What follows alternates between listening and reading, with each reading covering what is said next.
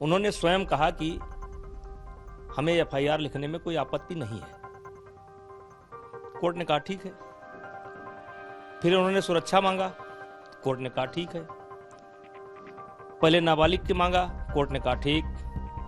फिर उन्होंने कहा सबको, कहा ठीक।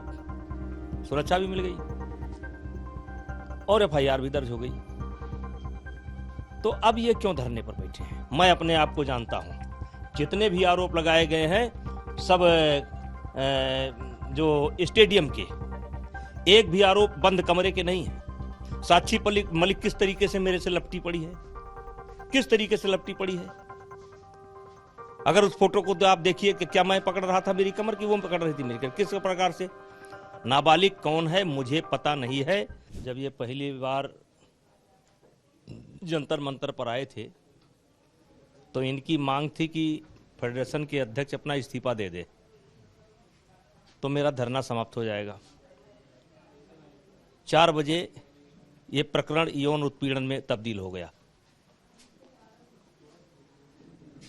और फिर इन्हीं के मांग पर भारत सरकार ने 2 कमेटी बनाई।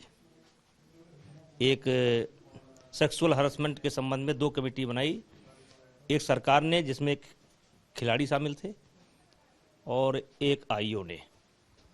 और फिर इन्हीं खिलाड़ियों के दबाव में एक ऐसा व्यक्ति जो खुद जिसने धरने की परमिशन लिया था, उसको ओवरसाइट का कमेटी का मेंबर बनाया गया। लेकिन और मेरे से कहा गया कि आप 3 सप्ताह तक अपने आप को कामकाज से अलग रखें और जांच पूरी हो जाए। मैंने लिख करके दे दिया।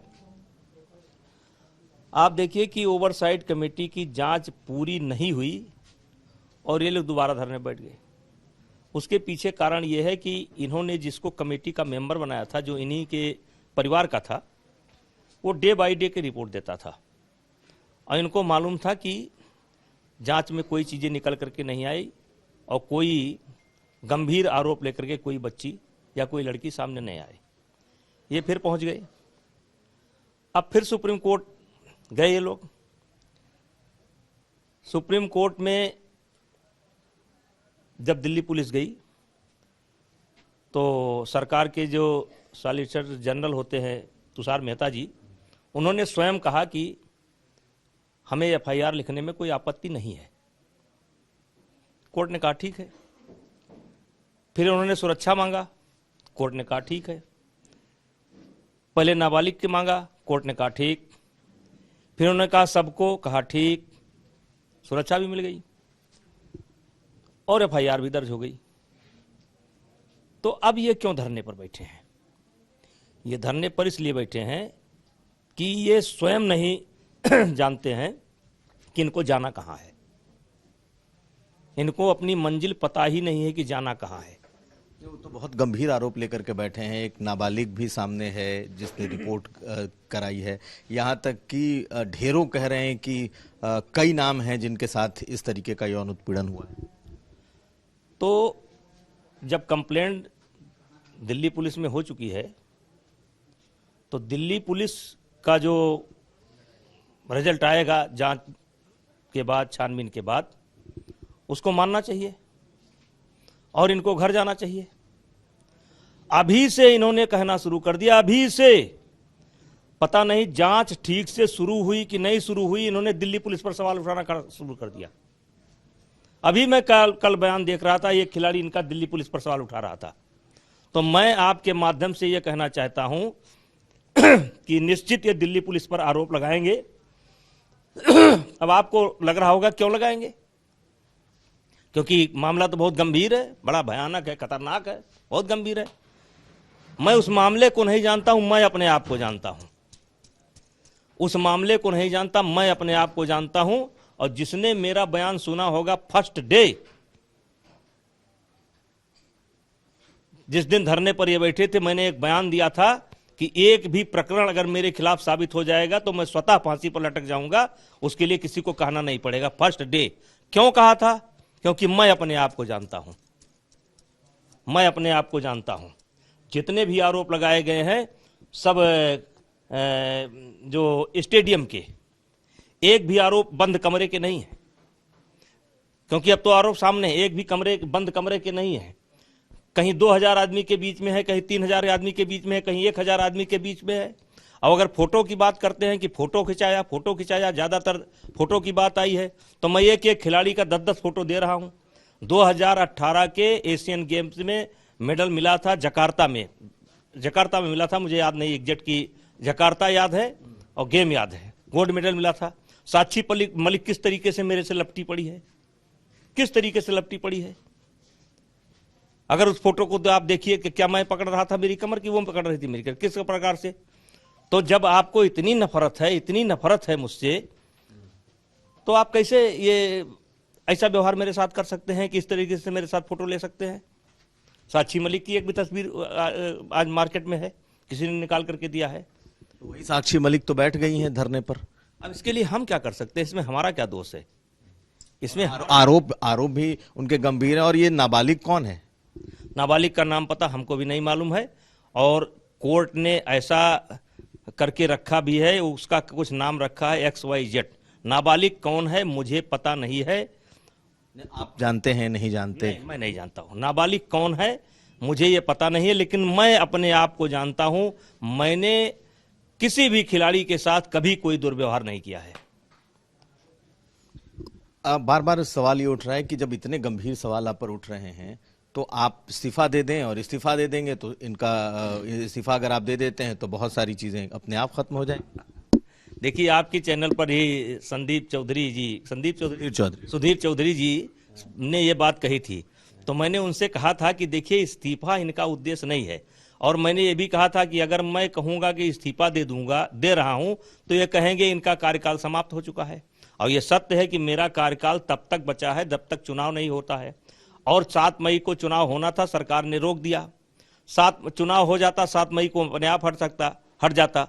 और चौथा चुनाव मैं लड़ नहीं सकता, क्योंकि जो स्पोर्ट कोर्ट के अंदर 3 बार अगर कोई चुनाव लड़ता है, तो वो चौथी बार चुनाव नहीं लड़ सकता है। मैं चुनाव लड़ भी नहीं सकता। मैंने इस बात को कह भी दिया था कि मैं चुनाव नहीं लड़ रहा हूं। तो इस्तीफा इनका मकसद नहीं है। और फिर आपके चैनल के माध्यम से कह रहा हूं, पहली बार आप ही के चैनल को मैंने कहा था कि आप उनको गाड़ी पर बैठा दो, वो अपने घर जाएं, इस्तीफा आपको दे रहा हूं। तो हमें क्यों? आप इस्तीफा तो जहां उचित फोरम है वहां दे दीजिए, या पार्टी को आप, अगर आपको लगता है कि पार्टी से इस्तीफा मांग रहे हैं तो पार्टी को दे। ऐसा नहीं है, ऐसा नहीं। देखिए, ऐसा प्रकरण है, जब पहली बार मैंने कहा था अपराधी बनकर इस्तीफा नहीं दूंगा।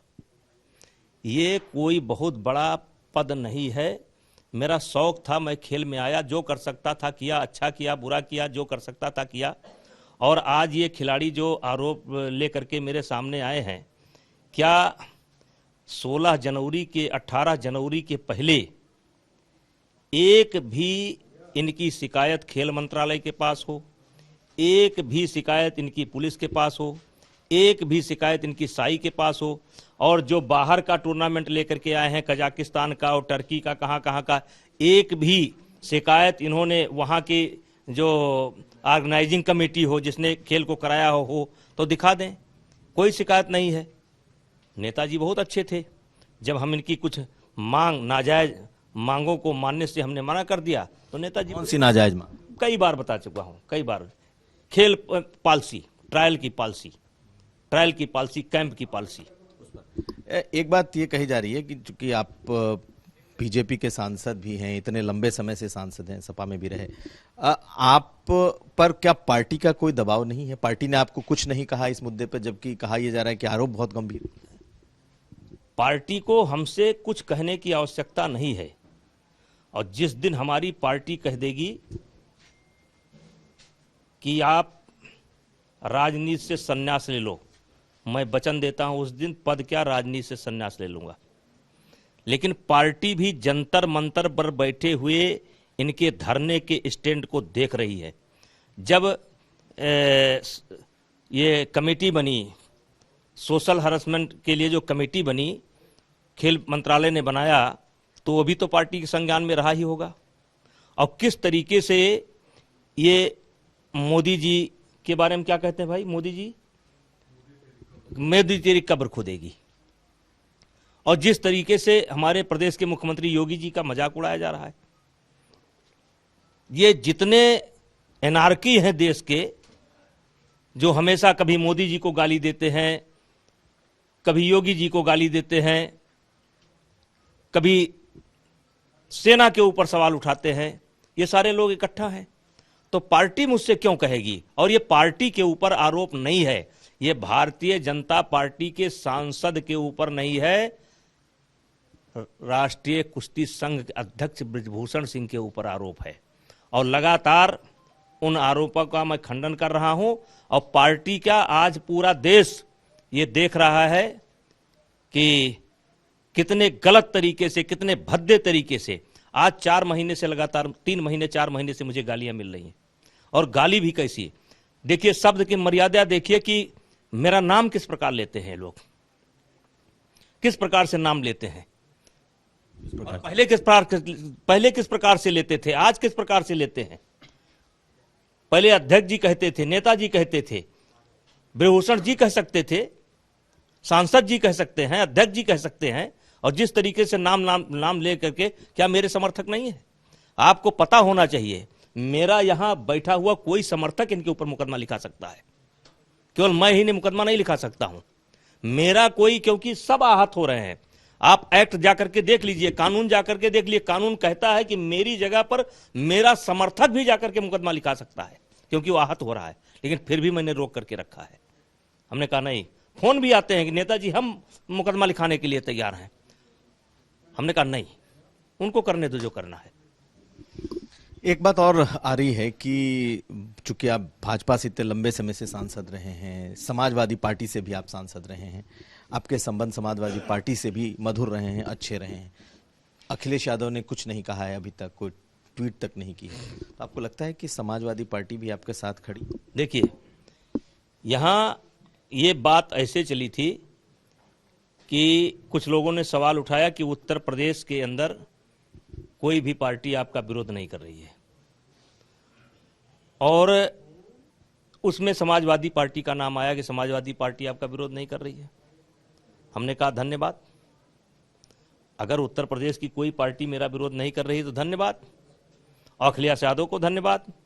और जहां तक आप अभी घूम करके अखिलेश यादव के उस पर बयान पर जाएंगे, और हो सकता है आप ये भी पूछें कि क्या टोपी पहनने वाले हैं, लाल टोपी, हो सकता है आगे आपका सवाल हो, तो आप बता दीजिए। देखिए सवाल ये है, जब आई बात तो मैंने कहा कि मैं अखिलेश यादव को धन्यवाद करता हूं, और फिर यहां से भी करता हूं।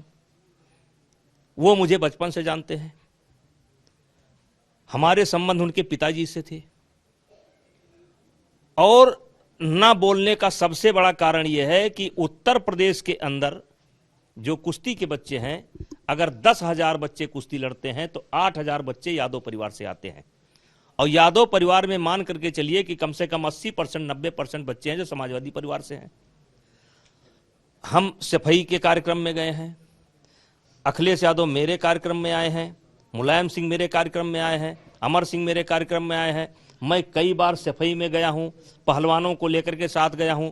तो देखिए, उत्तर प्रदेश में एक दूसरे के चरित्र को सब लोग जानते हैं, और सब लोग कहते हैं कि डांटने की बात होती तो मान लेते, मारने की बात होती तो मान लेते। अब ओवैसी के बारे में क्या कहेंगे आप?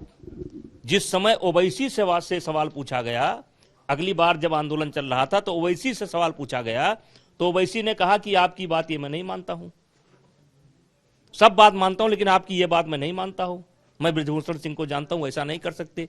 तब उसको लेकर के क्या कहेंगे? तो क्या ओवैसी को हम धन्यवाद नहीं देंगे? क्या ओवैसी को हम धन्यवाद नहीं देंगे? देंगे। लेकिन एक चीज ये भी कहा जा रहा है पॉलिटिकली कि ब्रजभूषण शरण सिंह के पास ऑप्शन बहुत हैं, अगर बीजेपी उन पर किसी भी तरह की कार्रवाई करेगी तो उनको दोनों हाथों से समाजवादी पार्टी स्वीकार।